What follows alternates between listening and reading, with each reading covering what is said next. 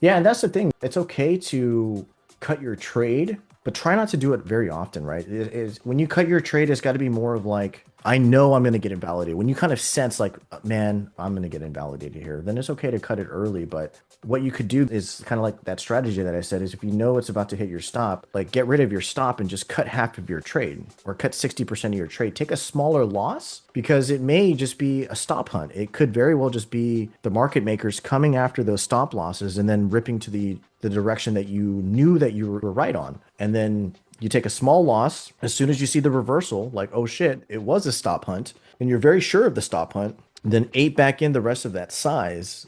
Yes, you took a small loss, but with that reversal, after a few percentages, you should make up that loss, and then everything after that is pure profit, right? So it's okay to take a small loss to get big wins, but it's not okay to constantly take a stop and take a stop and take a stop, and then your $1,000 is now to $400, and then you're all of a sudden like, I got to make my money back, and that's where people screw up. They get emotional, they start doing 20x, they think they got a scalp, and I'm gonna do this one quick trade to make all my money back, and then I'm gonna go back to my normal strategy. No, you can't do that. Like that's where you end up getting liquidated and then you're just kind of depressed for a couple days.